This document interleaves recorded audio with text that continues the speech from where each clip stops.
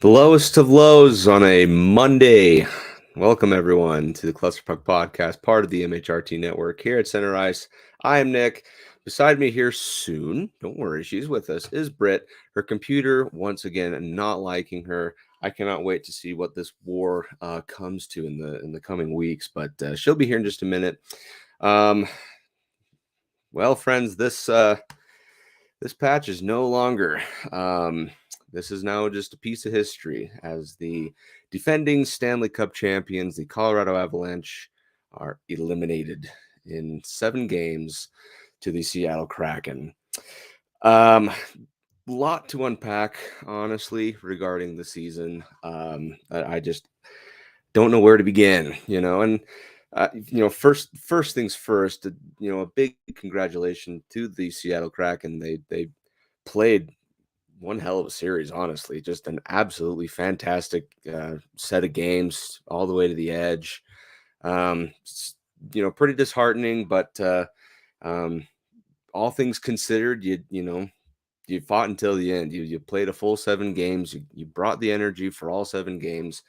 And so when Britt gets in here, we're going to unpack kind of maybe not a game by game basis, but the entire series effectively of what went wrong, what could have changed, events away from the ice or even on the ice that possibly had an influence of the game. So we'll get right into that here soon. But first, be sure to like and subscribe and follow the MHRT network so you can get notified when shows just like the Clusterfuck Podcast, when they go live. We have the Neighborhood. We have, my gosh, there's so many now. But we got so many shows and they're all fantastic. I can't really think. I'm still trying to digest being eliminated, but go check those out. We really appreciate you guys' love and support, comments, participation in each one of these shows. We really, our gratitude goes out to you, our listeners. So if you like our show, you can follow the Clusterfuck Podcast on Clusterfuck Podcast at Facebook, and the Clusterfuck Avs on Twitter and Instagram. We have an email. Britt knows it. She'll probably tell you at the end of this show. She remembered it better than I can. I keep messing that stupid thing up. Like it's either the Clusterfuck or just Clusterfuck Podcast, but I can't remember exactly. So she'll get you at the end of the show. So let's kind of dive right into it then while we're waiting for her. So they lose in 7 games to a new organization, second year expansion team that, first time into the playoffs. And so that's the biggest, I don't want to call it embarrassment, but just going to be the biggest, oh brother moment is we are going to hear that constantly throughout the rest of Kraken history is who was their first playoff win against, who was their first series win against, who is, and this one was kind of an interesting piece. They are the second team, the Kraken are the second team in NHL history, if I'm not mistaken, to have scored first in every one of 7 games, which is just incredible. Looks like Britt's here. There she is. Hello. So Britt, we were just kind of getting into this. So we, first off, a big congratulations to the Seattle Kraken organization. It hurts, but at the end of the day, kind of let's go right into that. What are your thoughts on the series? Any games in particular? Feelings after being eliminated?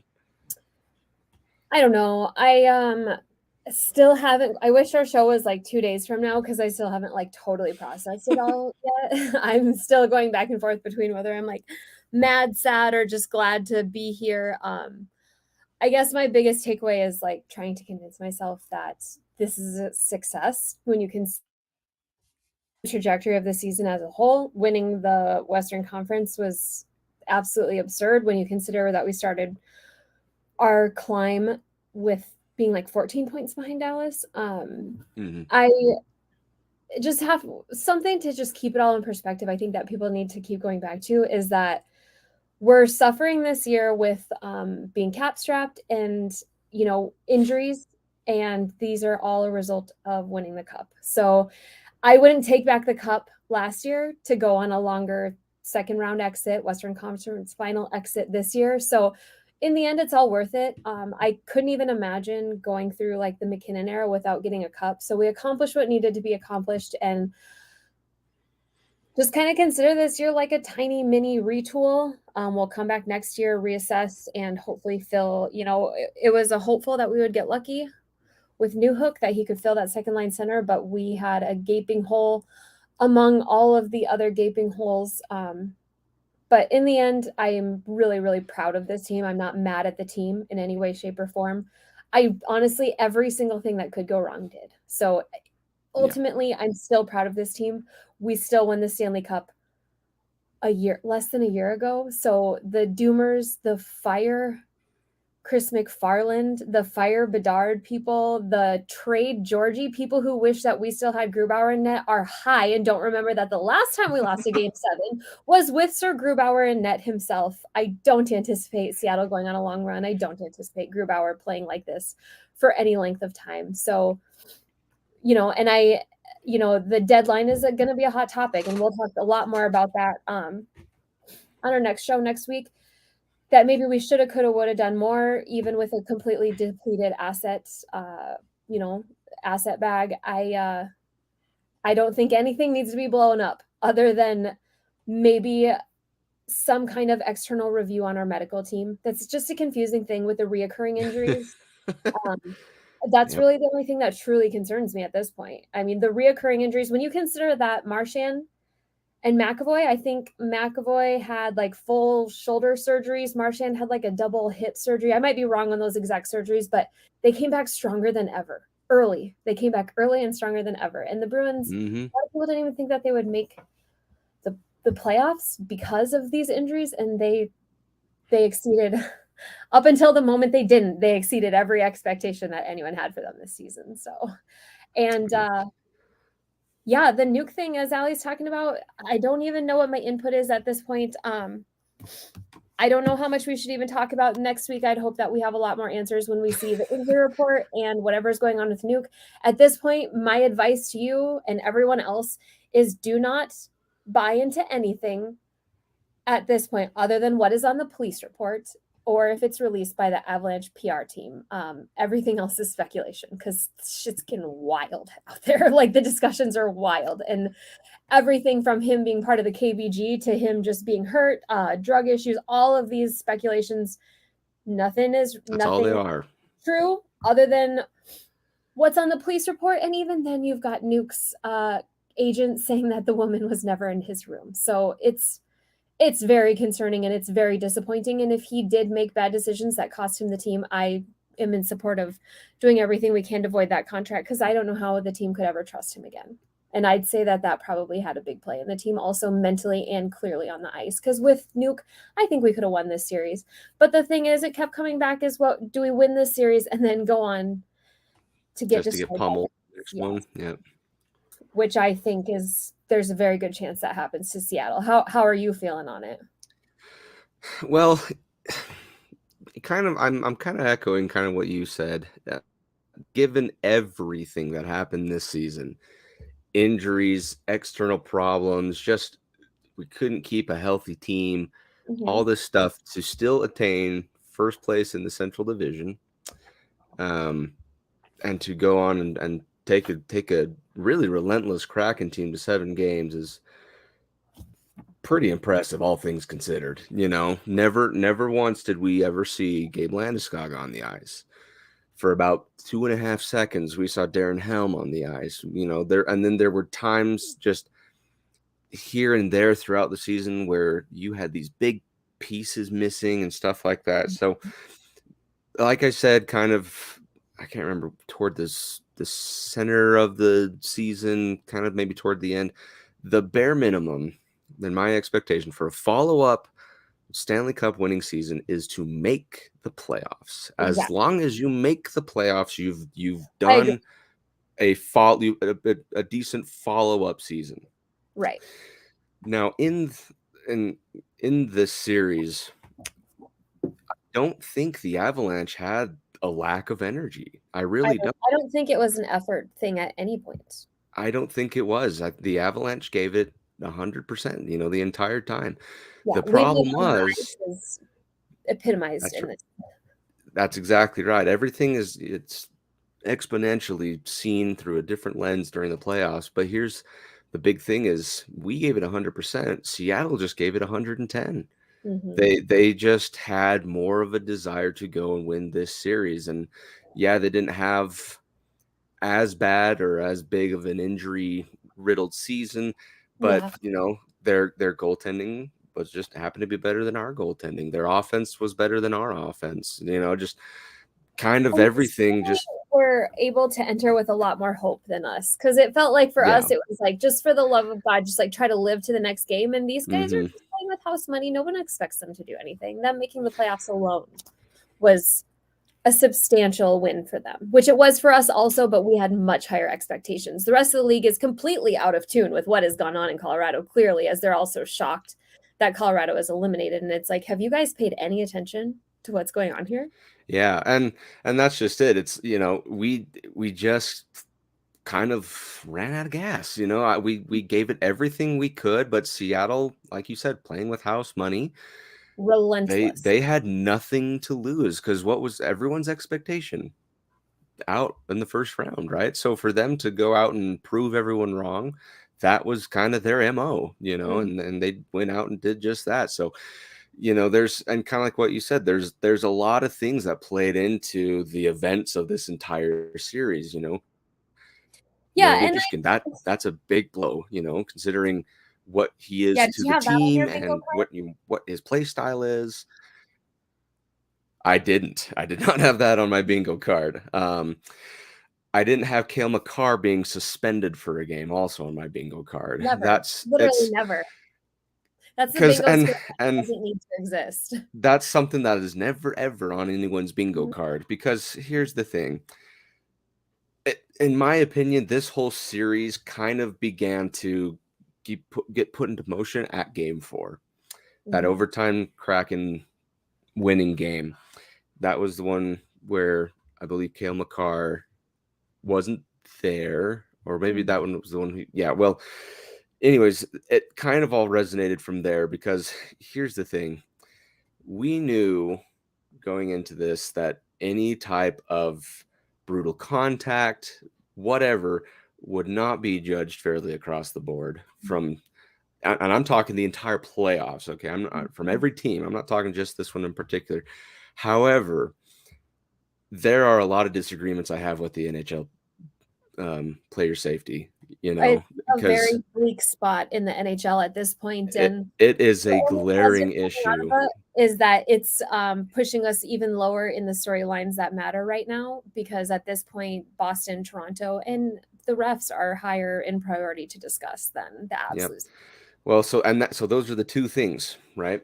That I saw that I was like, because I can sit here and complain all I want, you Mhm. know, as a fan of the game and as a fan of the Avalanche, it's not going to do anything. But it's the problem is it's beginning to affect outcomes of games. You Right. know, Yeah. for example, like that the hit on from Cale Makar to Jared McCann. Mhm. Yes, it was a high check to the head. However, this is where I Yeah, I think it disagree was a with the clean hit. It's NHLPA. just the lateness. He didn't. Yeah, my bet is he didn't hear the whistle. Yeah, Just I saw believe. he just saw blue going by him, and maybe he's like, oh, maybe he's trying to get the puck and tried to muscle him there, and it just happened to be bad time, bad plays. But for him to go from a major penalty Right. to a minor penalty after this has been reviewed by the referees, major Mhm. to minor, and still get suspended. Well, and this is what I said last night on the live watch is Dops expressed through these two calls alone that they have no faith in their on ice officials because they directly negated both decisions made on the ice. Mm-hmm. And they basically don't have any flow or agreements between the officials to Dops. It's not like Dops grants the extra uh, penalties or penalizations, suspensions. It's not like they only have control of this, so they add on to what the refs decided. They're literally making completely opposite decisions of what was done on the ice. The ice, it was lessened, and then you get to Dops, and it was raised, the penalty. And it's just like, okay, so Makes You're no just saying sense. that you don't trust the decisions made by your refs on the ice, and then when you've got McCann, there's faith in no one. No one is it's absolutely absurd. Garbage. So Yeah. many people could be wrong, and I talked to Bill about this last night, and Bill and I, we went back and forth on a lot of stuff last night, but it certainly could make a conspiracy theorist out of a person when you consider how much goes into needing the Kraken to have a profitable, exciting, fun season. These kind of things make you go, maybe they don't rig the game, but it surely seems like they're weighed in certain directions as far as how they Yeah, can. because you look at, for example, the Nazem Kadri deal that happened a couple seasons back.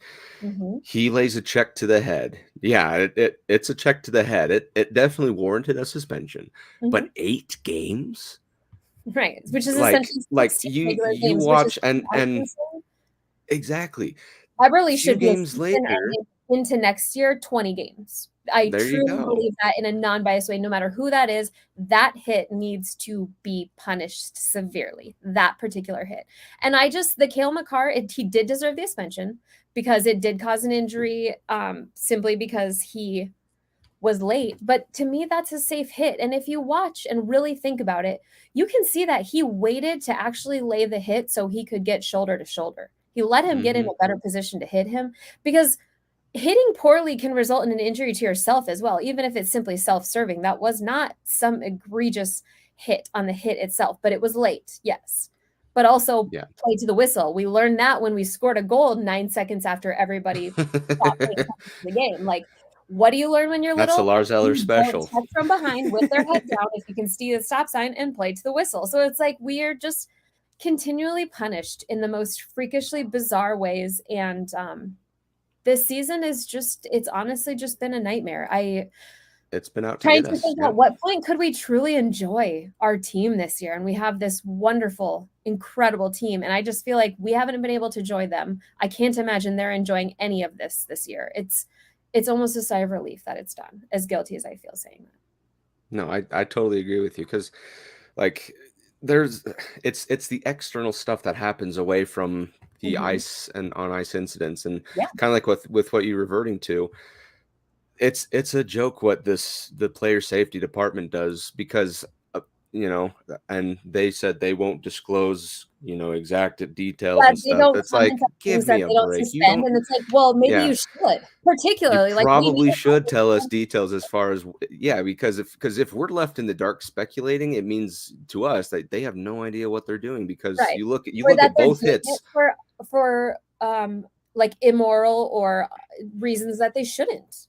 If you can't Yeah. justify it in any other way, I literally cannot think of a more textbook dangerous boarding hit. It repulses me. It really does, especially Well, and keep in mind, Cogliano broke his neck. broke his freaking Which neck. Like, can I just say, him coming back to play the rest of that game is a terrifying. miracle in and of itself because that's like career-ending injury type stuff. Yeah. So and don't get me wrong, in wheelchairs. I don't.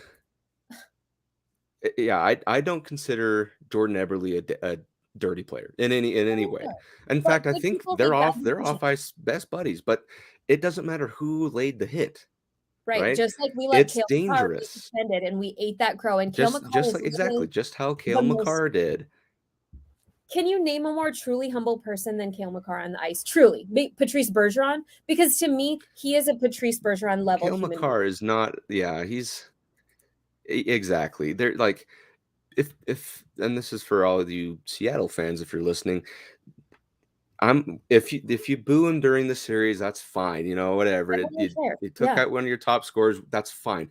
If it carries over to next season, you really need to evaluate your view on Cale Makar because he's the nicest guy you'll ever that's meet. what I've said it before.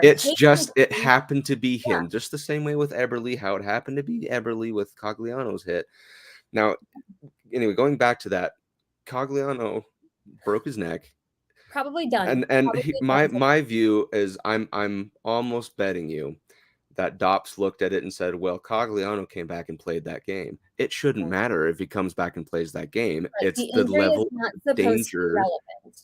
Exactly. It's the level of danger that it posed to ending someone's career. In this case, Cogliano later was found out, broke his neck and could have paralyzed him. I mean, It's so horrifying. many different outcomes that it could have been. Luckily, I don't think it's going to be anything severe, but who knows? Maybe he is done. He's like that. I I think can't do it anymore. if I was his wife, he'd sure as shit be done. I would never let Oh, that man on absolutely. the ice again. Yeah.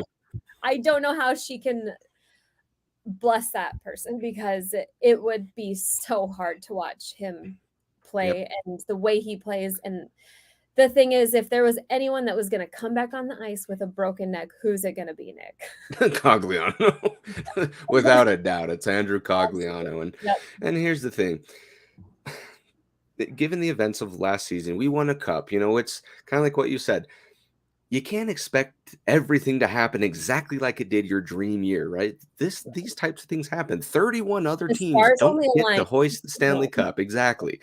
So for this to kind of be, this is what was most likely going to happen, if you look at an odds standpoint, then yeah.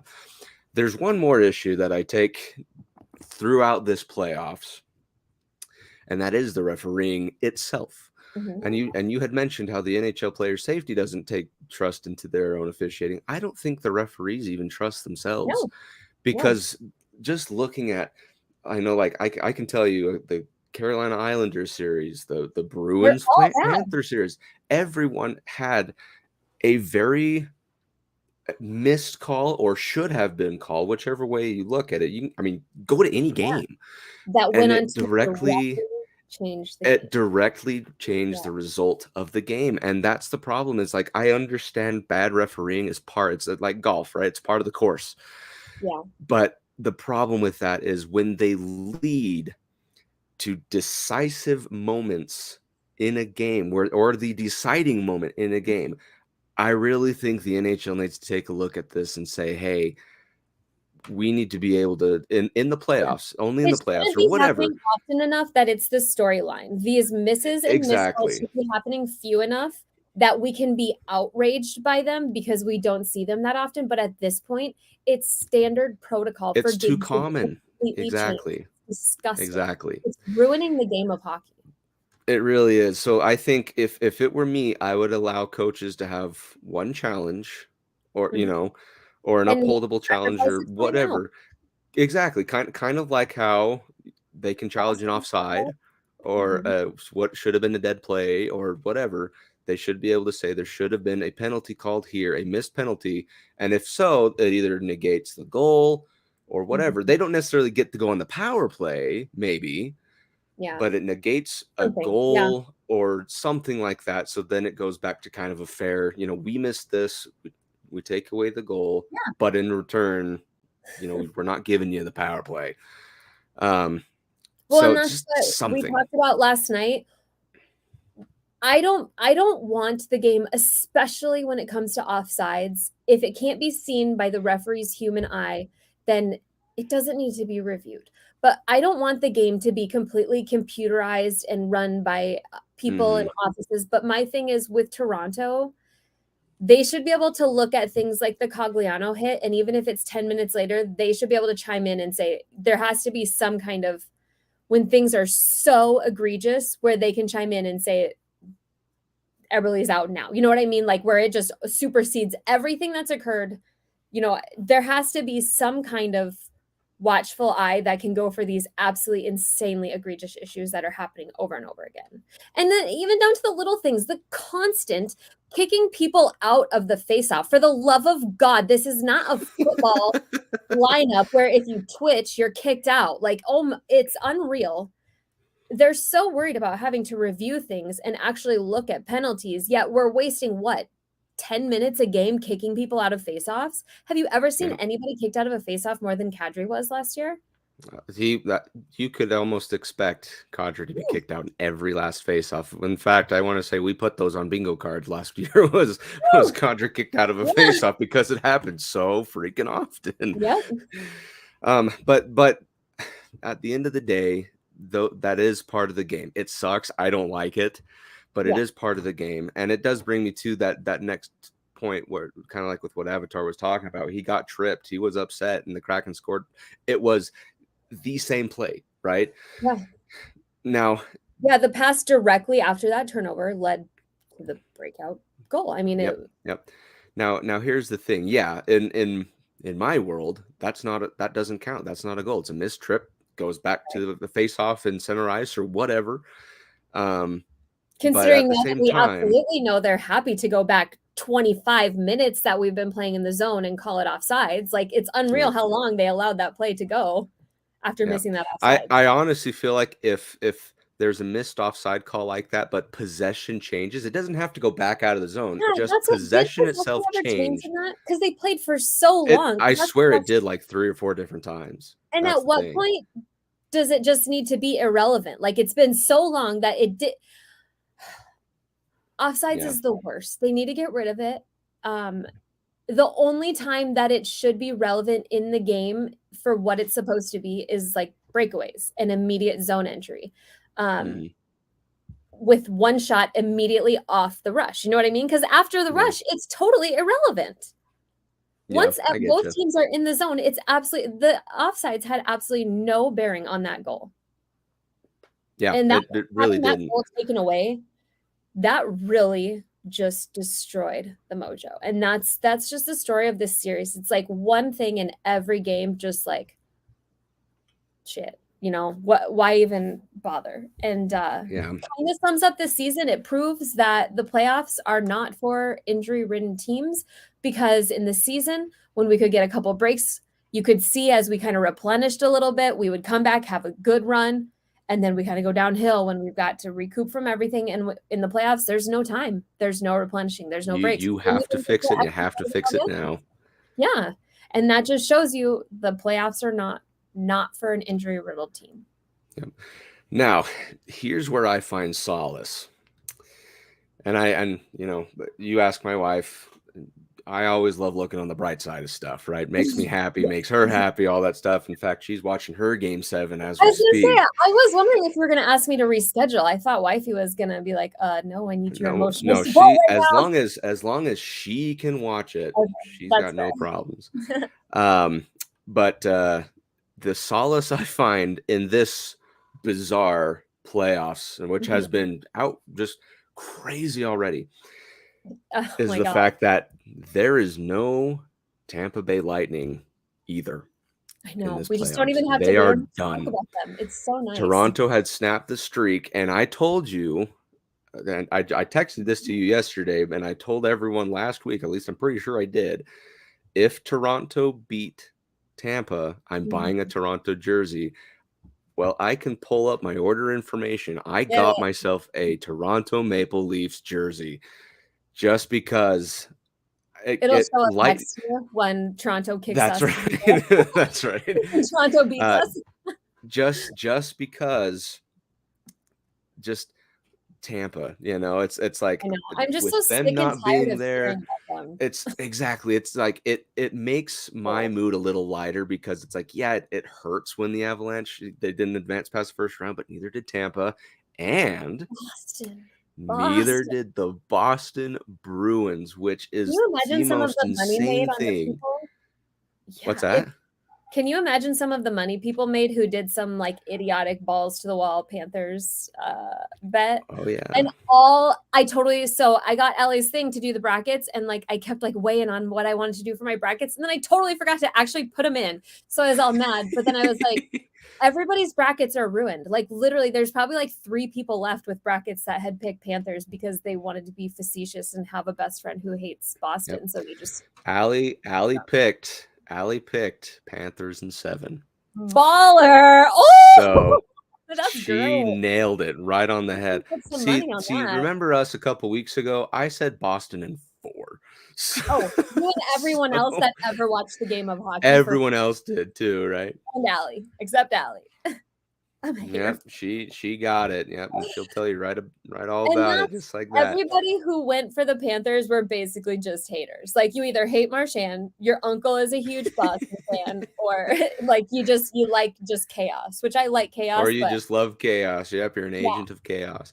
I don't have the balls to bid against Boston, but now it's like, who knows? No, that's just it. It's like the president curse lives on, and that it's like we should have seen this coming at some point in time. Right. I wasn't expecting them to lose first round.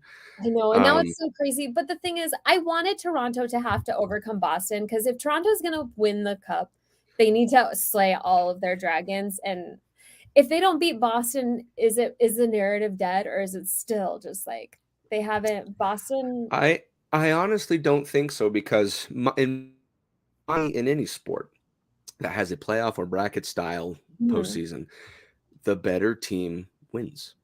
That's it. That's plain Mhm. and simple. And in Good. this case, the Panthers were the better team. Yeah.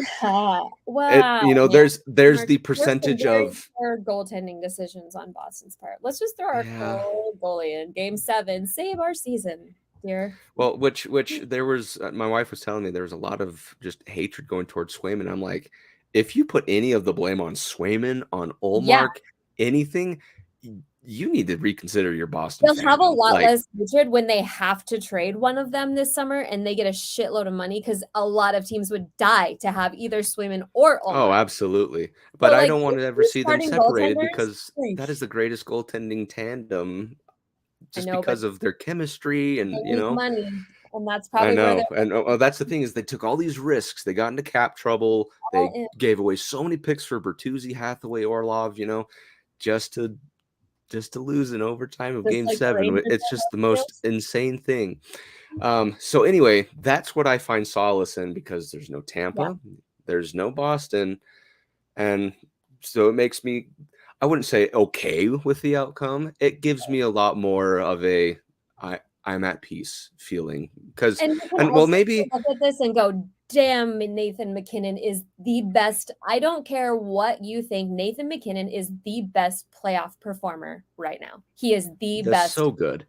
He's He does so good. so He's so good. passionate and angry. He's the perfect amount of angry and skilled and just that man is he's an animal. He's an absolute animal. When you consider we didn't have any goals from anyone other than Mac, Rantanen, is it Erod Anyone on just those two, I feel.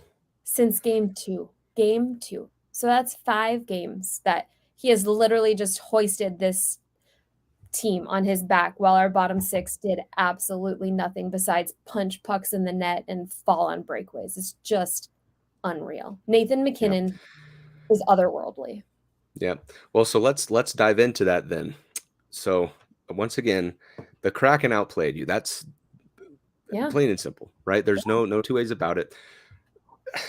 The issue or I guess what was the shortcoming from the Avalanche side of things? Like where were they outplayed? What could they have done given everything, known Chushkin, that whole stuff? Where was the fault? I guess that's kind of a strong word, but for lack of a better word, fault in that team for that series. So if you're looking at it like just the series when we ice exactly what we have, who we have, it comes down to a depth issue when we're having Yep. to Depth. overplay our guys. When you and do not take this as a diss, but when Matt Nieto is on your second line, so you have to play our first line enough to cover that. Seattle Yeah. has 4 second, third lines, and we had 1 first line and 3 fourth lines. Fourth So it's like lines. Yep. it was the Yep. depth, and they just got to the point we wanted them play in the first period, and we went out and did just that last night, and we were dead by the third. We literally there was nothing left even of the most athletic, tenured, long ice time players in the league, and it just came down to depth. And we desperately needed a Myers, a new hook. We needed somebody to pop off, and we just didn't get that. And that's just going to happen. Sometimes they do, and sometimes more often than not, they don't. And that's what when you look at Matt Nyes is doing good. You look at these rookies who go out and destroy stuff. Cale Makar came out, owned the playoffs his first time, but we didn't get that. And Ben Myers is probably going to go down as a little bit of a disappointment at this point. But it's just the depth, and that's really all it is, because our top lines, if we had one more second line that was even passable, we could have hidden and gotten away without those third and fourth lines having much ice time, and it would have been a lot easier to hide that depth issue if it was just a little bit less of a depth issue, but it was a glaring depth issue. And frankly, who's all playing hurt? Who's hurt? Manson was absolutely eligible in his first games. You have to assume Makar's not healthy. You can't tell me that EJ is healthy. I don't think that I don't know if is Bo completely healthy. Can you recover from a high ankle sprain within one season? Who knows? Who knows? The better players that we had out there were also hurt. So it's just it's so sick and tired of talking about injuries, but it all comes back to it, all of it. And possibly some leadership lacking. And I would imagine some big morale issues with the nuke thing might be a big morale issue. Yeah. Yep. And you kind of nailed it on the head. It's like, if this is going to be something, and that's just it, is I think mentally, as soon as that nuke issue occurred, I feel like they kind of mentally put their attention on what happened to him versus kind of what happened what's going on the ice. Between him and Makar, we had a very brief, very bad breakdown, it seemed. And then exactly. Together, so let me run through all the games. So game 1 lost 3-1, game 2 won 3-2, game 3 won 6-4, game 4 lost 3-2 in overtime, game 5 lost 3-2, game 6 won 4-1, and game 7 lost 2-1. Out of all those goals, how many, Brit, do you guess were from a third line or below, or a second line pairing or below? For the Avs? For the Avs. One. Who, I mean, unless you consider Eric Johnson. Yeah, I mean, and I can't even think of who scored them. Eric Johnson scored the one, which you got. That was part of the 4 goals in game 6. Mm-hmm. The other one was JT Compher, and as part of that 6-4 win in game 3. Other than that, JT hardly even a bottom 6 at this point. He's like our top 3. Well, right. So if you want to consider that, then we only had one bottom 6. And, I do. I mean, I honestly, wouldn't you say, when you consider what we have, JT is over? Yeah, I guess that's true. I didn't think about that. But so if that's the case, then yeah, 1. Makes and that was Eric Johnson. Absurd. It does. A $6 million player is the only bottom. That's right. So I absolutely agree with you. And in the discussion here is our depth absolutely disappeared. They gave their energy about getting around, and they I'm not saying it was a lack of effort, but when it came to the production, the bottom line, that's kind of where you need to step up, and that's the top line was the only things. The amount of ice time that Malgin got, I feel like, and I was kind of talking to this about last night with someone, is I'm not sure what Bednar seems to kind of have a beef with Malgin, because he just really didn't get any ice time, and he really did perform for the team and show some glimpses of greatness, but he was not given the ice time to even attempt to contribute in any substantial way. So I'm not sure if there's like a Bednar, you know how he seems to kind of pick his guys, and if you're not it, you're not it, Mm-hmm. So that's curious. Did you see Brad Hunt had 41 seconds of time on ice? Seconds of ice. Where that 41 seconds was, we put him out as a forward for 41 seconds. Is that right? I didn't even notice. That's what this season is like, just go, Brad, get out there. Like, so fill the empty spot on the ice. We don't know where that is right now, but go. Like, wow, that's crazy. So weird. Yep. So again, and hard fought, it hurts and whatnot, but at the same time, Seattle, honestly, there's another NHL team on the ice that wants to beat us also. That's just it. So like I said, we wish them the best of luck. They played a great series. They did a really good job, and right. So here's hoping So what's your take? Do you want the team that beat you to win so that you can say, okay, well, they were, we lost to the best? Or do you say Grubauer's a butthole and I just want him to get destroyed? Because that's kind of where I'm from. So here's the issue that lies, at least for me. I, after the Avalanche, wanted the Kraken to win the Stanley Cup for the West, right? On the Western side of things. So when they paired up together, I was like, oh, this sucks. Like, why did it have to be If these someone guys? played them, I would be a lot more open. And I would love it even more if Exactly. Group did bad and they had to put who's their other guy? Jones? Is that their Martin Jones? I Yep. got a soft spot for Martin Jones. So that's the thing. It's in my mind, I take it as who the team is, right? Because the Kraken, apart from that bizarre game 3, that 6-4, where it was just death to everyone, Well, Mac did it was the extra good cocaine before that one. Yeah, no kidding. Like, everyone was just, they woke up and chose violence that day, man. They were just killing each other left and right. But apart from that game, I mean, it was just kind of your standard run-of-the-mill playoff hockey game. No bad, The first 2 games, the first game was like, this isn't playoff hockey. It was yeah, awful. yeah, and that's just it. It's like, I have no ill will toward the Kraken. Like I said, so to answer your question, I think it's kind of a double-edged sword, because, for example, if it were the Blues, I want the Blues to be eliminated next round if they beat us. I don't want them to go win the cup. So it all just depends on the team. And since the Kraken they're not a team that I think is malicious, or I like the team, right? So I don't mind the outcome of whatever next series, but it's all just a matter of the better team winning that series. And in this case, it was the Kraken. So they played Dallas. It's going to be a matter of, well, who's better between these two teams. Was it Dallas? Oh no, Grubauer wasn't in net for the Dallas game 7. Was that when we had Hutchison in net? That was, I think, Hutchinson. I'm pretty sure it was. The JoJo Hutchison.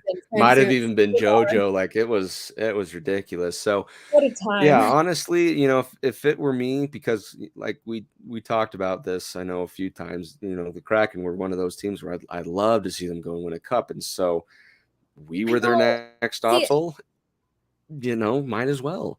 I don't think you argue as much on Twitter as I do with people who are mean to Avalanche. But and I'm like not an internet arguer at all. I'm not a keyboard warrior. I'm not. But I just I literally cannot handle people talking poorly of Cale Makar. I genuinely cannot handle it. No. And so I feel like that like changed the narrative in my head so much, because now it's just like Kraken fans, it's like, it strikes you bad and worse than the Knights fans. And it's like, you guys need to like go learn hockey. And like, I don't like people that can't admit when their own players are bad, like did something wrong. Yeah.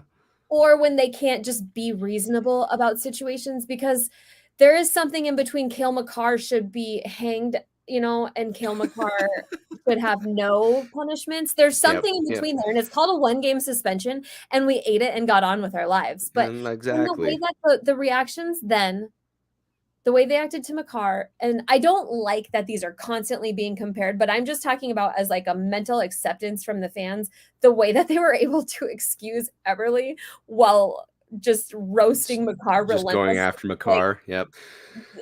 So like, so silly. See, here's in my defense to every Kraken fan, this is going to come as a shock. The ones who are the loudest and often the most stupid are the ones found on Twitter just blasting away on the keyboards. I would probably say 90%, 90% of them are just fine. I'm sure, and they'll be like, I'll bet you next season they're like, Cale Makar, whatever, what happened last season. But that's because they moved on. If they didn't, it might be a different story. Exactly. But at the same time, it's like, if they continue to boo Makar, then I'm starting to question the fandom, not the team, not the roster, the front office, the fans. Exactly. But that's what passion does, Respectable after that. They were definitely. I did not expect some doucher named Borgen to come out as the biggest like jerk on my crap list after this. Like, who are you? But man, this guy's a jerk. But other than that, I mean, they were definitely headhunting Makar a little bit, but it was a relatively respectable series. A lot got away. If they had been even slightly more antagonized, I think they definitely would have gotten a lot dirtier, but they definitely towed the line. But for the most part, they kept it in check, other than nearly killing Cogliano. But I don't think That's that exactly right. don't think that that was even intended to be the dirtiest play that happened. There were so many more dirtier plays that happened, but that was just a bad decision. And Exactly. It's just the same way it could have been anyone that hit McCann. It could have been anyone that hit Cogliano. It sucks, but but it was a fairness needs to be fairness. decision. Yep. And that's Fairness needs to be fairness. He made the decisions, as did Cale Makar. We ate the price. NHL, they need to do something about this. Especially fairness. as Avs fans, like if you experienced the Bertuzzi Moore incident, when you see a player going in with your head down, you still pucker up a little bit. Like to this day, Oh, absolutely. Like, we will forever have like a PTSD to players going in head down. Like it's very traumatizing to see that happen to anyone, let alone someone on your team. Even if it was 15, 20, was that 20 years ago? I don't think I was even in high school yet. Yeah, it was that. Yeah, it's ballpark. Yeah, 20 years. Hey. Yeah. So we're gonna wrap this up here. Brit's she got mom duties, so who books a batting cage at 8:10 on a Monday night for a 9-year-old? Like people in Iowa, clearly. Apparently, yeah. We just don't do bedtime too. So that's kind of the way the cookie crumbles for the Avalanche. A first round exit following their Stanley Cup win, and like I said, this is now just a relic at this point. We are defending Stanley Cup champions no more. Sucks to say, but at the same time, I don't have to have stress for the rest of the playoffs. I can just watch hockey. Stanley Cup champions. We may we very much are. We are that. They're not taking that away from us. That's not at all. If we can leave everyone with anything, just please mentally, before you want to trade everyone and fire everyone and shoot them straight to the moon, remember, we are paying the Stanley Cup tax. I mean, that is the price. And it is not normal for repeat. That's why what Chicago did is beautiful. Winning back-to-back is not normal. Yep. And speaking of, maybe that is the Avalanche way, is kind of what Chicago or Los Angeles did, where it was win one, don't do anything with the next. Win the next one, don't do anything with the next. So maybe sense. It really does. Yep, maybe that's exactly it. So the cup positive as much as it hurts. Exactly. Yep. So my big positive is that I don't have to have stress the rest of the playoffs. The Band-Aid has been ripped off. 9:30 at night. I guess you get them at 8:30. You get them at 8:30. I'm an hour behind you. Yeah. Yeah. So it's a more respectable time, but at the end of the day, we're out. Our season's over. That it's gonna hurt. And next week, just to kind of give everyone a little wrap up here. Next week, we are going to do final grades for the team, and kind of a wish list or bucket list of off-season moves or transactions, kind of stuff like that. We're going to dissect the off-season a little bit more. But next week, we're bringing out the grade book. So hope you got your nice librarian pair of glasses down like this. Shoot them in the comments, because next season we'll probably go a little bit longer and we'll just do probably some all over the place discussion. So if there's anything specifically that you want to talk about in any regular season, playoffs next year, whatever, throw it out there. I love nothing more than having something to look up and research about the Avs. So shoot them at us. There you go. Yep. And mind you, we're not going anywhere. We're still here, right? It's not like we're just done for the rest of the time. We're still going to be here. Don't worry. We're going to get some stuff off season stuff lined up on the docket. Maybe the episodes won't go as long, but we're definitely going to be here. So, thanks everyone once again for watching this episode of the Clusterpuck Podcast. Yep, that's kind of how we're going to roll.